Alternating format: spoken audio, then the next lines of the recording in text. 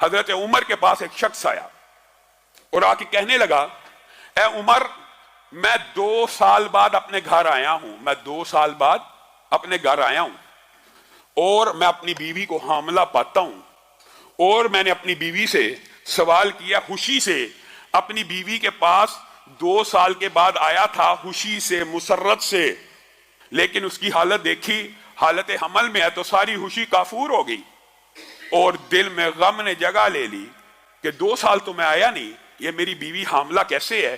جب میں نے عمر اس سے استفسار کیا تو وہ کہنے لگی، اللہ کی قسم، میرے پیٹ میں جو حمل ہے تو ہی اس کا باپ ہے۔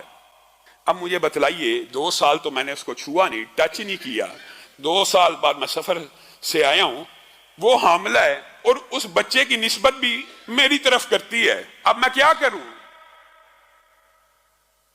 یہ صحیح اثر کے ساتھ، صحیح سندوں کے ساتھ جو حدیث یا اثار موجود ہوتے ہیں، منکرین حدیث ان کا بھی انکار کر دیتے ہیں، اور اللہ کی حکمت بھی اتنی عظیم ہے اس باب کے اندر کہ جس حدیث کا، جس اثر کا انکار کیا جاتا ہے اس سے ملتی جلتی آیت اللہ نے قرآن پاک میں نازل کی ہوتی ہے۔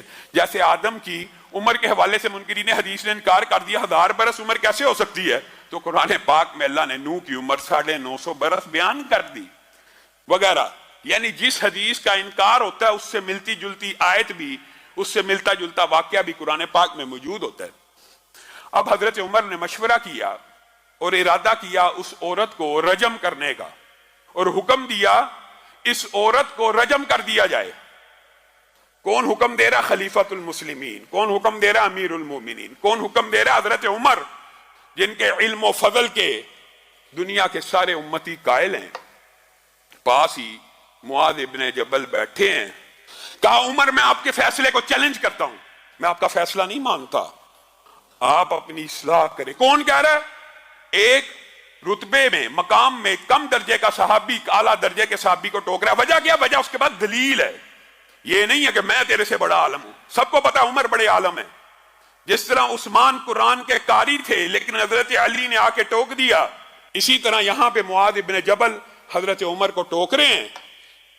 لیس لک علی ما فی بطنہا، لیس لک، اے عمر، لیس لک، آپ کے لیے نہیں ہے، علی ما فی بطنہا سبیل، آپ اس عورت کو رجم میں سزا دینا چاہتے ہیں، ٹھیک ہے، یہ ملزمہ ہے، یہ ملزمہ ہے، مجرمہ ہے آپ کی نظر میں، آپ اس کو سزا دیں تو دیں، اس کو کس جرم کی پاداش میں آپ سنسار کر رہے ہیں؟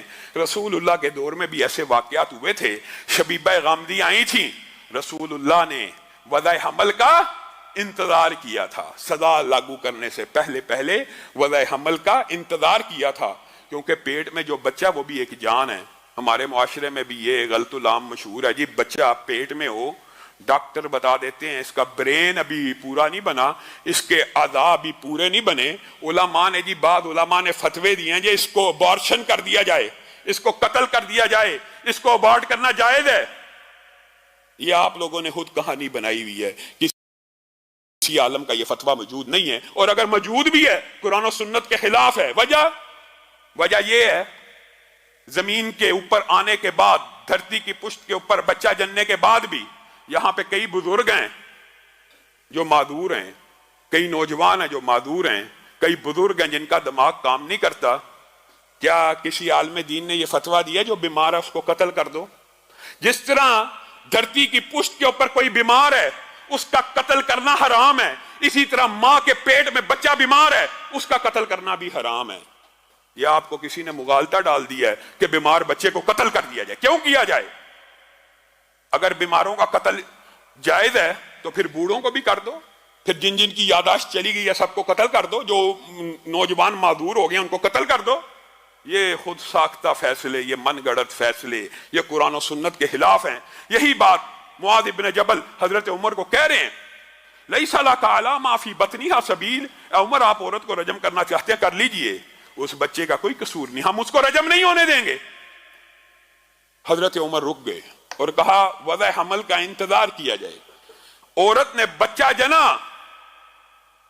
عورت نے بچہ جنا، اور صحیح سند میں موجود ہے جس وقت وہ بچہ جنا قد خرجت ثنایاہو، جس وقت وہ بچہ جنا گیا وہ اتنی بڑی عمر کا تھا کہ اس کے دانت نکل آئے ہوئے تھے، اس کے دانت نکل چکے تھے، اور باپ نے اس بچے کو دیکھا، کہنے لگا اللہ کی قسم، کعبے کے رب کی قسم، یہ تو میرے ہی جیسا ہے اور یہ میرا ہی بچہ ہے۔